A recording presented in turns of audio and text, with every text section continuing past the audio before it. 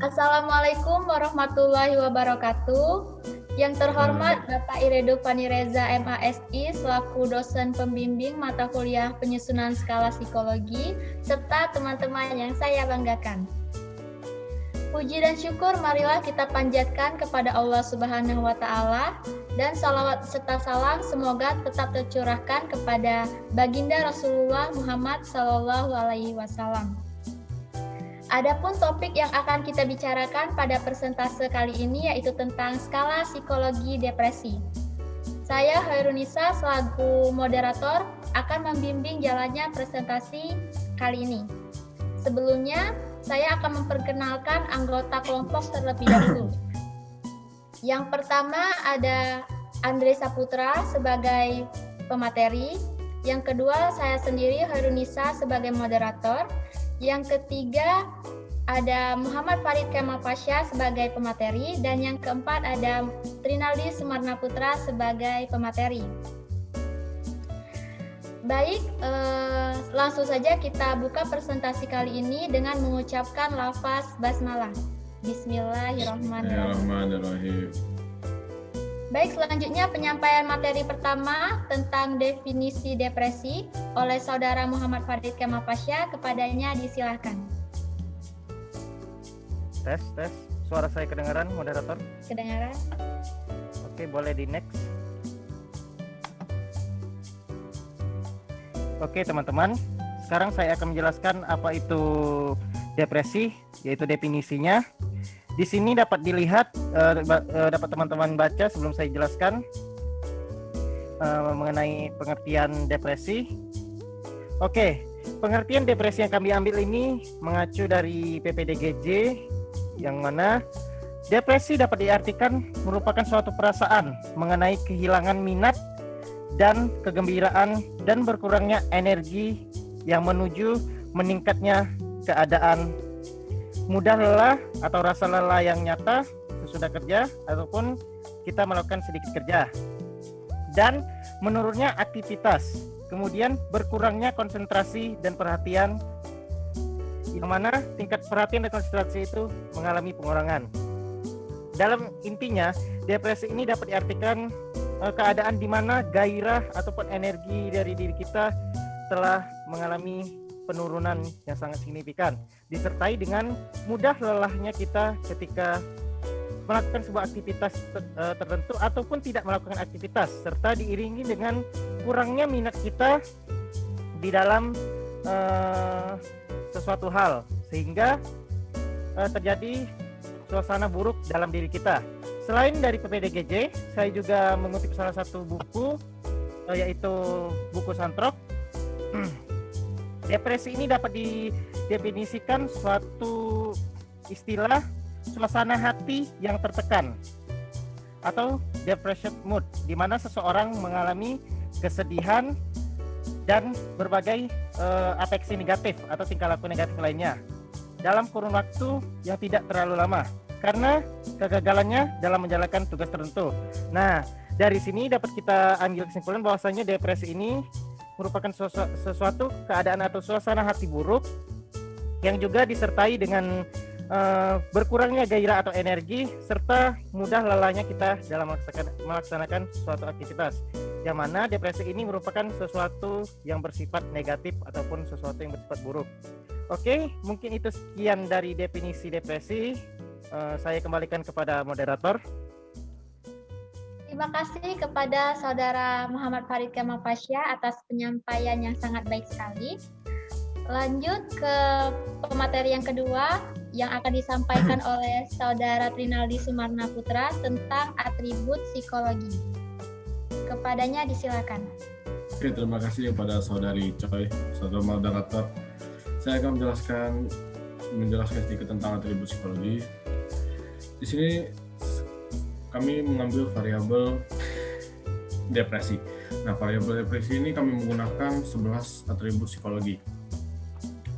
Atribut yang pertama itu adalah perubahan suasana hati. Atribut yang kedua itu adalah kesedihan. Atribut yang ketiga adalah kesepian. Atribut yang keempat adalah tidak dapatnya tidur. Atribut yang kelima menyalahkan dan mencelakakan diri sendiri. Ada 6 lagi tambahan untuk atribut psikologi ini, untuk skala kami yang akan dijelaskan oleh saudara Andre. Yang pertama itu adalah emosi, yang berhubungan dengan kesedihan, kegembiraan, dan macam-macam emosi lainnya. Yang kedua itu adalah kognitif. Yang ketiga adalah motivasi dengan keyakinan diri dari orang tersebut. Selanjutnya adalah fisik. Yang kelima adalah delusi. Yang keenam adalah halusinasi. Atribusi psikologi ini adalah bagian dari skala yang akan dijelaskan oleh saudara Andre. Langsung saja saya memberikan pembahasan. Baik, terima kasih kepada Saudara Trinaldi Sumarna Putra atas penyampaian materinya.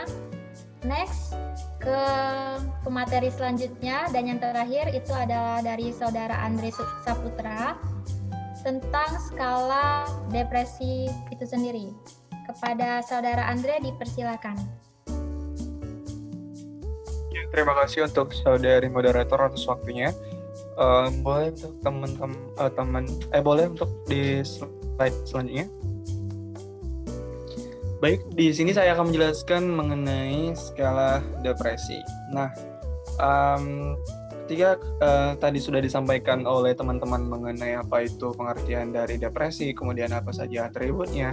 Nah, pada skala ini kami membuat variabel kecanduan, bukan kecanduan sih, lebih kepada depresi gitu. Maaf saya ulangi, itu depresi gitu. Jadi kami mengambil variabel depresi dari teori yang telah disampaikan oleh saudara Fasya tadi. Nah, masing-masing dari atribut ini tentunya memiliki indikator-indikator pertanyaan yang mana nantinya itu akan berdasarkan pemikiran tentang perilaku apa yang mungkin menggambarkan tentang aspek atau atribut yang sedang dibahas. Nah, setelah itu, setiap indikator akan dibuat pernyataan item yang terdiri dari dua bentuk gitu. Ada yang favorable dan juga ada yang unfavorable, yaitu pertanyaannya mendukung dan tidak mendukung. Nah, semua komponen tersebut selanjutnya dibuat dalam bentuk blueprint. Nah, blueprint itu adalah sebuah rancangan atau penyusunan item yang diberikan nomor item secara acak. Nah, jadi nanti dalam blueprint ini ada beberapa item atau pertanyaan yang nantinya digunakan untuk peneliti melakukan penelitian gitu. Ada beberapa pertanyaan atau item berdasarkan dari atribut atau indikator yang telah dibuat sebelumnya. Nah, terakhir berdasarkan blueprint ini bakalan dibuat yang namanya skala itu tadi secara utuh, disertai dengan instruksi pengerjaannya itu seperti apa, kemudian caranya itu bagaimana. Nah, penyebaran skala ini dapat dilakukan langsung dengan membagikan lembaran skala kepada subjek atau dapat juga menggunakan media online yang mana sekarang bisa kita lihat bahwasannya keadaan untuk bertemu secara langsung dan membagikan berupa skala tersebut agak kurang efektif karena mengingat bahwasanya sekarang sedang terjadinya suatu pandemi. Untuk berkumpul secara banyak itu masih ada batasnya gitu. Jadi ada cara lain untuk kita mendapatkan subjek atau dari skala itu, yaitu melalui media online seperti kita melalui Google Form gitu. Selanjutnya saya akan menjelaskan mengenai apa saja yang ada dalam indikator depresi, kemudian juga pertanyaannya itu seperti apa aja. Boleh untuk host ditampilkan.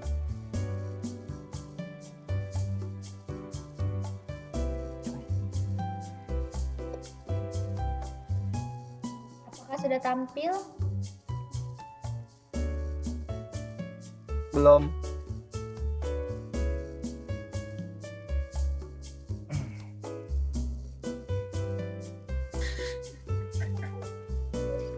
Belum tampil. Coba dikeluarkan dulu PPT-nya tuh.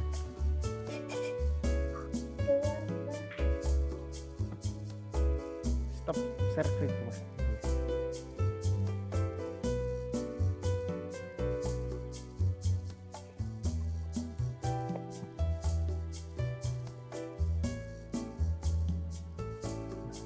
Nah, Nah, Oke, nice. di sini di sini ada skala dari depresi itu ada beberapa pertanyaan ataupun itemnya gitu. Nah, dari beberapa item atau pernyataan ini, dari pernyataan item ini tuh berdasarkan aspek atau indikator dulu gitu. Jadi sebelum kita langsung menentukan pernyataan atau itemnya, kita harus tahu dulu gitu aspek apa dan juga indikator perilakunya itu seperti apa. Ya, seperti kalau misalnya kita sebagai contoh bisa ke atas ya. Nah, seperti contoh, aspek yang pertama seperti dijelaskan oleh saudara Trinaldi tadi, ada berupa emosi, kemudian juga motorik atau kognitif. Nah, di sini bisa kita lihat bahwasanya ada aspek yang pertama yaitu emosi. Nah, adapun indikator dari perilakunya, apa sih sebenarnya orang emosi itu seperti diperlihatkan itu seperti apa kalau misalnya dari emosi. Nah, bisa kita lihat di situ ada menangis. Nah, pernyataan item dari kita menjelaskan dan mengetahui menangisnya itu seperti apa. Kita bisa lihat pada pernyataannya itu bisa kita lihat apakah Anda sering menangis tanpa sebab dan juga Anda menangis setiap waktu gitu. Nah, kemudian tidak ada rasa humor, kemudian terlihat selalu sedih. Seperti kita ketahui bahwasanya emosi kita itu terdiri dari beberapa. Jadi bukan hanya kita kayak seperti marah saja, kemudian emosi itu bukan hanya seperti kayak kita marah, bukan, tapi ada menangis, sedih, marah, gembira, senang. Nah, hal seperti itu yang ada di indikator dari aspek emosi ini. Nah, selanjutnya ada kognitif. Bisa dibawa, oke. Nah, dari kognitif ini ada indikator perilakunya itu seperti kita misalnya berpikiran selalu berpikir bahwasanya kita tuh kayak nggak optimis gitu, kayak apa-apa yang kita lakukan dalam depresi ini kayak apa aja yang kita lakukan tuh kayak sia-sia gitu loh, kayak nggak mungkin bisa terjadi. Nah, kayak kita tuh merasa sering pesimisme gitu, dan juga sering kita menyalahkan diri sendiri bahwasanya kayak apapun hal yang terjadi itu selalu kita yang merasa bahwasanya itu adalah salah kita. Nah, indikator dari ini tuh bisa berupa kita ungkap pernyataannya seperti ada menyalahkan diri sendiri setiap ada kesalahan yang terjadi di sekitar Anda merasa bersalah gitu. Padahal sebenarnya itu tuh kayak belum tentu gitu. Salahnya itu memang dibuat oleh kita karena kita udah merasa dulu bahwasanya kita sedang merasa ada kepikiran gitu kan, sehingga apa saja yang terjadi itu kita gitu yang salah. Kemudian merasa insecure terhadap diri kita gitu. Jadi insecure itu tuh lebih kepada kayak lebih buruk dari orang lain gitu, kayak nggak bisa seperti orang lain. Padahal kalau semestinya kalau orang nggak depresi itu pasti memiliki rasa percaya diri gitu. Nah, tapi pada orang yang depresi ini tentunya bisa dilihat bahwasanya dia selalu kayak merasa dirinya tuh selalu berada di bawah. Selanjutnya ada motivasi. Nah, motivasi ini ada indikatornya yaitu adanya rasa seperti ingin mengakhiri, ada rasa indikasi untuk mengakhiri hidup. Seperti depresi ini sudah berarti kalau udah sampai mengakhiri hidup itu berarti depresinya udah tingkat yang lebih tinggi gitu. Bahwasanya dia merasa bahwasanya udah nggak bisa ada jalan keluar lagi, udah nggak bisa diselesain lagi sehingga dia memilih untuk mengakhiri hidupnya gitu. Nah, ini tuh bisa terlihat, indikator perilakunya tuh bisa terlihat apa yang akan dia lakukan gitu. Nah, kemudian ada keinginan untuk selalu mengisolasi diri. Jadi selalu ketika dia ada ajakan ataupun teman-teman ingin mengajak dia kemana-mana, tapi dia nggak ingin gitu, nggak mau karena dia merasa bahwasanya lebih baik aku sendiri aja gitu, nggak bisa berpikiran bahwasanya untuk bersosialisasi. Jadi dia lebih memilih untuk isolasi sendiri gitu. Dan kemudian ada selanjutnya itu fisik. Nah, fisik ini bisa kita lihat kalau orang depresi itu seperti apa sih? Kayak pasti kan selalu ada pikiran atau kognitif tadi. Nah, fisik yang ditimbulkan juga bisa kayak kita sulit tidur, kemudian hilangnya nafsu makan, kemudian apa-apa selalu kayak merasa lelah gitu. Nah, yang paling umum dan sering itu kayak kita merasa sering sulit tidur gitu. Padahal biasanya kalau misalnya orang nggak depresi itu nggak sulit tidur gitu. Ya ada yang namanya insomnia gitu kan, ada yang timbul insomnia misalnya seperti. Nah, itu beda lagi. Kalau misalnya insomnia itu memang berarti gangguan tidur. Nah, kalau dari depresi ini ada penyebab lain gitu, berdasarkan dari apa gitu faktornya sehingga dia menyebabkan sulit tidur.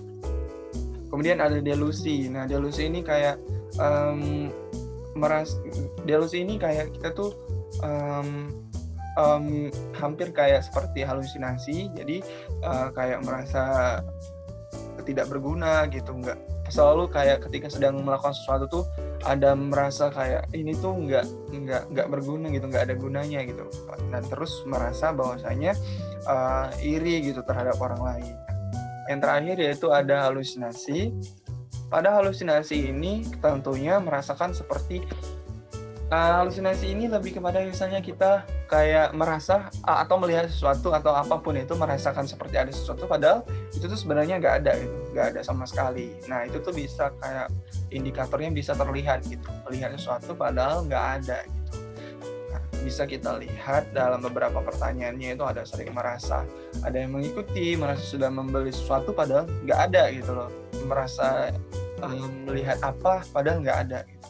Nah itu saja yang dapat saya sampaikan mengenai blueprint dari akhir atau skala dari depresi. Semoga teman-teman bisa mendapatkan ilmu baru dan kita sama-sama belajar.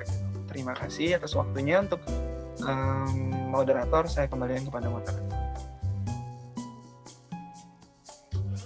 Baik, terima kasih kepada Saudara Andre Saputra.